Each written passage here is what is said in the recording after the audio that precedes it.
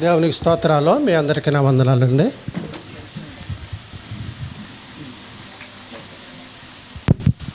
ఆదికాండం చూడండి.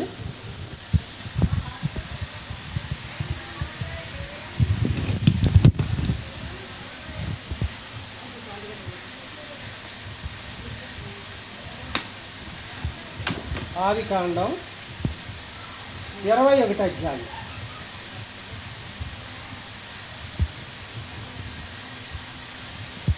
మూడో వచనం చూడండి. అప్పుడు అబ్రహాము తనకు పుట్టిన వాడును చూడండి. అప్పుడు అబ్రహాము తనకు పుట్టిన వాడును తనకు శారా కనిన వాడైన తన కుమారునికి ఇస్సాకు ఇసాకను పేరు పెట్టెను. చూడండి, ఎవరండి అబ్రహాముకు కుమారుకి అడిగారనమాట. మరి కుమారుడు మరి పుట్టినప్పుడంట తనకి ఏం పేరు పెట్టారంట? ఇస్సాకు అను పేరు పెట్టారంట. చదవండి. మరియు దేవుడు చూడండి, అబ్రహామునకు ఆజ్ఞాపించిన ప్రకారము చూడండి, అతడు 8 దినముల వాడైన ఇస్సాకు అను తన కుమారునికి చూడండి సున్నతి చేసెను. ఎప్పుడంటండి? 8 దినములకు సున్నతి చేసెను. చూడండి చూడండి, అబ్రహాము కుమారుడైన ఇస్సాకు అతనికి పుట్టినప్పుడంట అతడు 100 ఏండ్ల గలవాడంట. ఎన్ని ఏళ్ళండి? 100 సంవత్సరాలు. అంటే ఎంత గొప్పతనమో చూడండి. అంటే మరి వాగ్దానం చేసినట్టు వాడు ఎవరు? వాగ్దానం చేసినట్టు వాడు ఎవరండి? నమ్మదగిన వాడు. అయితే మరి ఆ నమ్మదగిన వాని మాటను మనం ఏం చేయాలి? వినాలి. వినట్లయితే మన దేవుని యొక్క మహిమను మనం ఏం చేయగలదు? చూడగలమన్నమాట. ఏమండి? ఎందుకంటే మరి 100 ఏండ్ల గలవాడికి కుమారు కలుగుతాము. చాలా ఆశ్చర్యము కదండి. చదవండి, తర్వాత చదవండి. అబ్రహాము కుమారుడైన ఇస్సాకు అతనికి పుట్టినప్పుడు అప్పుడు శారా చూడండి, దేవుడు నాకు ఏం కలగజేశాడంట? నవ్వు కలగజేశాడంట. ఎంత సంతోషమో చూడండి. ఎందుకు నవ్వెందుకు? నవ్వెందుకండి? నవ్వెందుకు? ఏమండి? ఎన్నాళ్ళకి ఇచ్చాడని? 100 సంవత్సరాలకే నాకు కుమారుడు అనుగ్రహించాడని దేవుడు ఏం కలగజేశాడంట? అప్పుడు దాకా ఏముంది?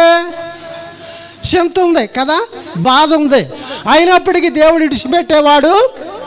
అయితే మనమైతే ఇడిచిపెడతాము, కానీ దేవుడు ఎవరంట?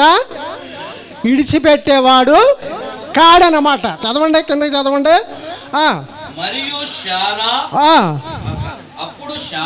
అప్పుడు శారా నవ్వు కలగజేసెను. వినువారెల్లా నా విషయమై నవ్వుదురనెను. మరియు పిల్లలకు స్తన్యమిచ్చునని ఎవరు అబ్రహాముతో చెప్పునో నేను అతని ముసలితనమందు వారిని కంటిని కదంటిని. చదవండి, కింద చదవండి. ఎందుకంటే చదవండి, ఆ పిల్లవాడు పెరిగి పాలు విడిచెను. ఇస్సాకు పాలు విడిచిన దినమందు అబ్రహాం అంట గొప్ప విందు చేశాడంట. ఏ విందు అంటుంది? అది గొప్ప విందు అన్నమాట. అంటే మరి ఇప్పుడు మరి 100 ఏండ్లు గలవాడికి ఎంతో సంతోషము కదా. అయితే 100 ఏండ్ల గలవాని కంటే మరి ఇక్కడ మరి చందు స్మైలీ కూడా వారిని దేవుడు ప్రేమించి మరి సంవత్సరానికి వారు ఏం చేశాడంట, గర్భఫలాన్ని ఇచ్చాడు. గర్భఫలాన్ని ఇచ్చాడనమాట. దాని నిమిత్తము ఎందుకంటే మరి సంవత్సరము రాకుండానే కదండి గర్భఫలం దేవుడు ఇచ్చాడు. మరి సంవత్సరం ఎన్నాళ్ళయిందండి ఇప్పటికి? దాటిందండి. సంవత్సరం దాటింది అంతే. ఏమయ్యి వెళ్ళలేదమ్మా మరి ఇలా ఇలా అన్నారు అమ్మా. ఎందుకంటే దేవుడు ఎంత గొప్పవాడో ఒకసారి మనం గమనించాలి కదండి. దేవుడు ఎంత గొప్పవాడో మనం గమనించినట్లయితే దేవుని యొక్క మహిమను చూడగలదు అన్నమాట కదండి. ఎందుకంటే వారి యొక్క శ్రమల్లోనూ మరి అయితే ఆ బిడ్డ ప్రభు మరి పరిస్థితి ఎలా ఉండేదంటే అప్పుడప్పుడు మరి కడుపు నొప్పి వస్తుందని, లేకపోతే ఒళ్ళంతా నీరుందని కదండి ఎంతో భయంకరంగా చెప్తూ ఉండేరన్నమాట. అయితే మరి ఆ బిడ్డని మేము ప్రేమించి తల్లి బిడ్డను కూడా క్షేమముగా దేవుడు ఉంచాడనమాట కదా. దాని నిమిత్తం డాక్టర్ గారు ఇప్పుడు ఏం చేస్తున్నారు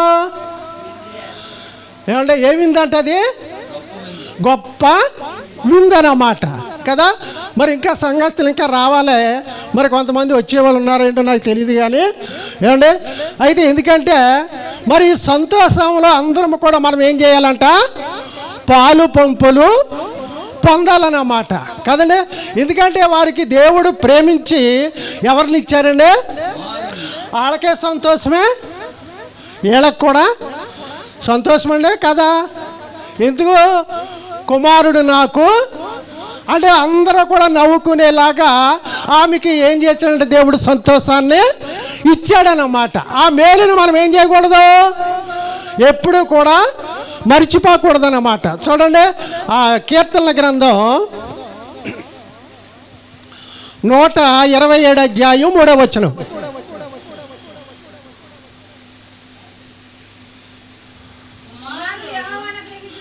చూడండి, కుమారులంట యెహోవా అనుగ్రహించే స్వాస్థ్యము గర్భఫలము ఆయన ఇచ్చే.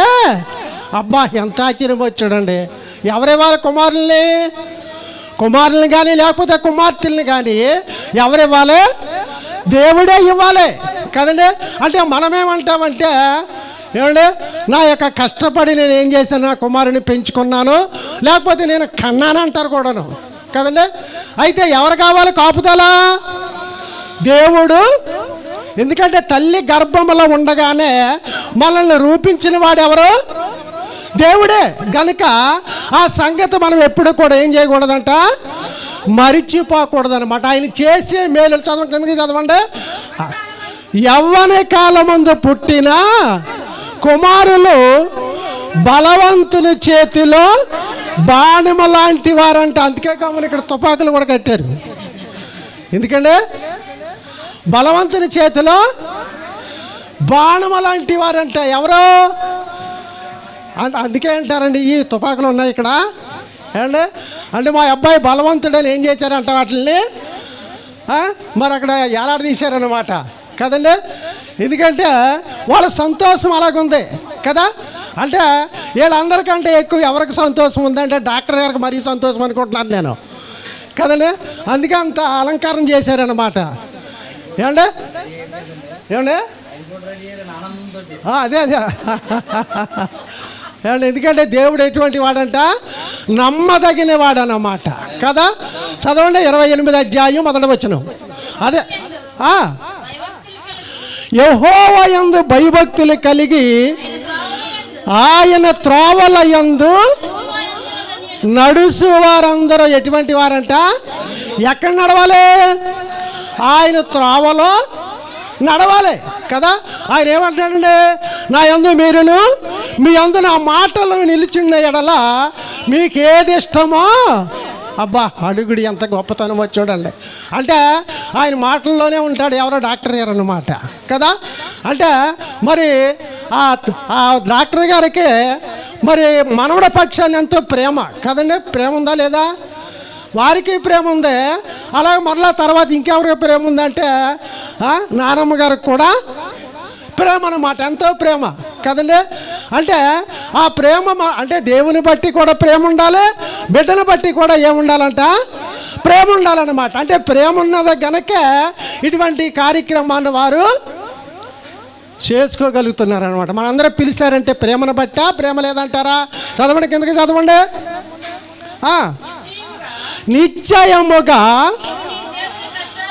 చూడండి, నిశ్చయముగా నీవు నీ చేతుల కష్టార్జితమును అనుభవించదవు, నీవు ధన్యుడవు, నీకు మేలు కలుగును. ఎవరంట? మనం ఎవరమండి?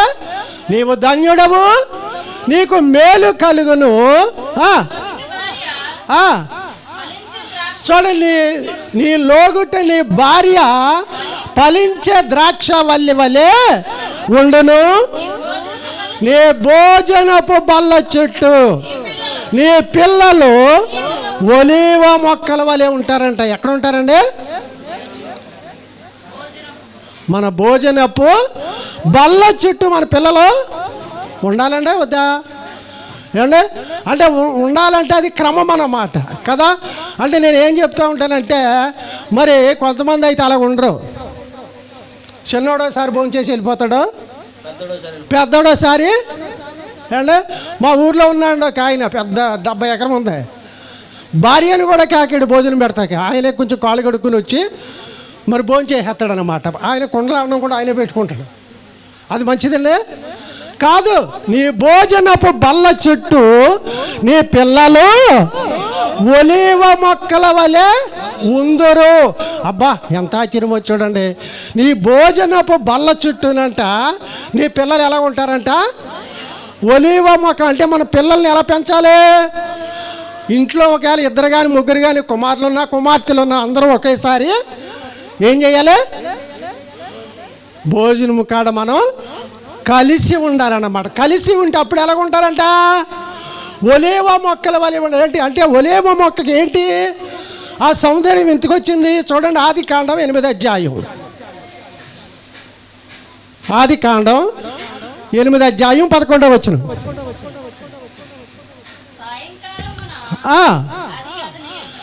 చూడండి, సాయంకాలమున అది ఎక్కడికి వచ్చిందంట? అతని యొద్దకు వచ్చినప్పుడు. ఎవరి దగ్గరికి వచ్చింది? ఎవరి దగ్గరికి వచ్చిందమ్మా? నోవాహు దగ్గరికి వచ్చిందమ్మా. ఏంటి అక్కడ ఏం జరిగింది? 40 రాత్రులు 40 పగళ్ళు కూడా ప్రచండమైన వర్షము కురిసింది. ఎత్తైన పర్వతములన్నీ కూడా ఏమైపోయినాయి అంట? ఏమైపోయినాయి అమ్మా? మునిగిపోయాయి. ఎత్తైన పర్వతాలన్నీ కూడా మునిగిపోయాయి. అంటే మునిగిపోతే పర్వతాలే మునిగిపోతే చూడండి, ఒకవేళ కన్నాపురంలో ఉందో కొండ కదండి, మరి ఆ కొండగిని మునిగిపోతే మనం ఉంటాం ఇక్కడ? మనం ఏం చెట్లు గట్ట ఉంటాయా? ఏమండి? ఏ చెట్టు కూడా ఉండదు. ఎందుకు ఉండదు? నేను చెప్తానమ్మా, మీకు వరిచేను ఉంది. వరిచేలో 4 రోజులు పుల్లుగా పీకల దాకా నీళ్ళుండి అసలు జుట్లు కూడా కనపడకుండా ఉంటే వరిచేను ఉంటుందా? ఉండదా? ఏమంటే వరిచేను ఏమైపోద్ది? 3వ రోజున మనం వెళ్ళి చూస్తే మాగుడు కంపు వచ్చేద్ది అన్నమాట కదా. అంటే మాగుడు కంపు వచ్చేస్తూ ఉంటుంది. ఎందుకంటే మరి అన్నీ కూడా పచ్చని ఆకులు మొత్తం మునిగిపోయి వాసన కొట్టుకుంటూ ఉంటుంది అన్నమాట కదా. అయితే చదవండి, కింద చదవండి. త్రుంచబడిన ఒలీవ చెట్టు ఆకు తన నోట నుండెను గనుక భూమి మీద నుండి ఇనికిపోయినని నోవాహు గారు ఏం చేశాడంట? తెలుసుకున్నాడంట. అంటే అంతకుముందు ఎవరిని పంపారు? అంతకుముందు ఎవరు పంపారమ్మా? కాకెళ్ళింది.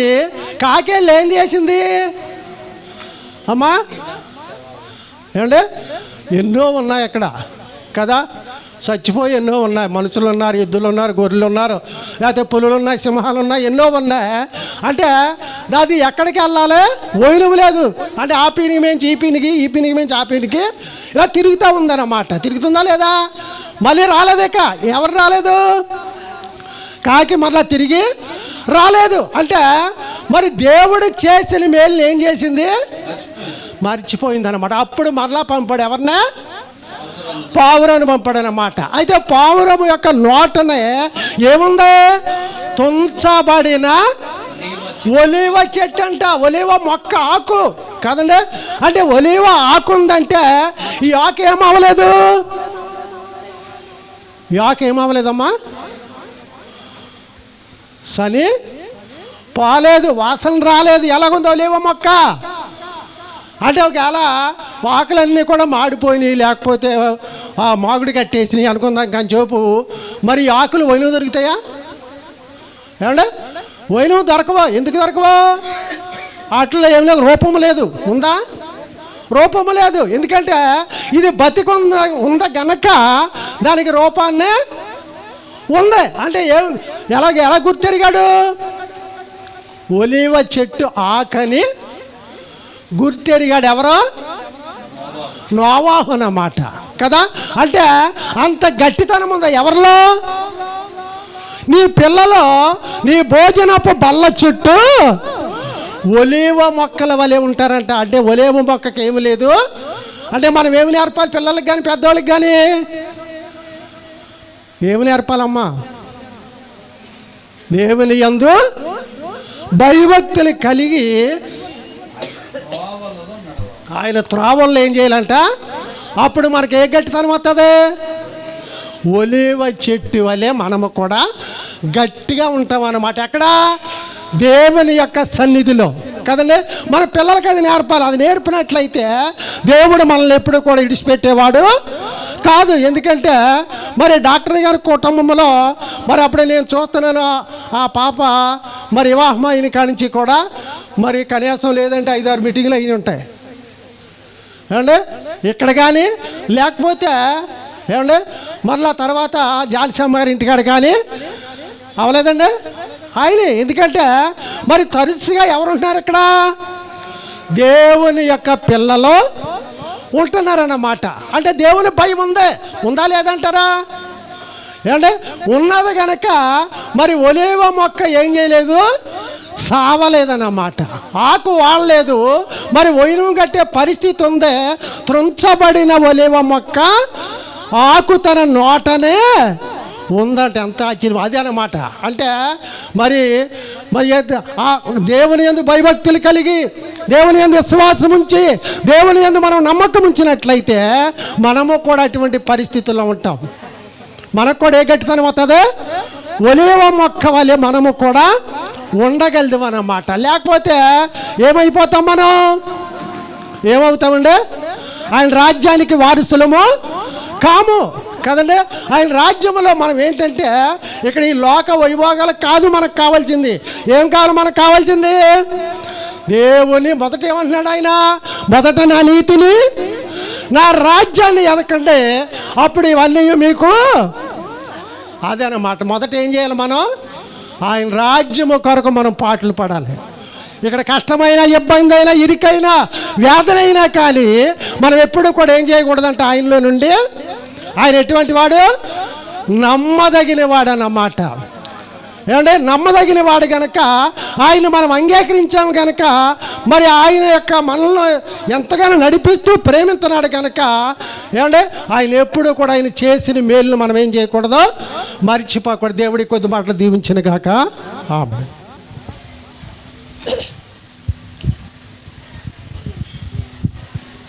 దేవుని నామానికి మహిమ కలుగునుగాక. హల్లెలూయా. చక్కని మాటలు అందించిన దైవ సేవకులు ప్రభుదాసాయి గారికి మరి కుటుంబస్తుల తరపున సంఘము తరపున ప్రత్యేకమైన నిండు వందనాలు తెలియజేస్తూ ఉన్నాం.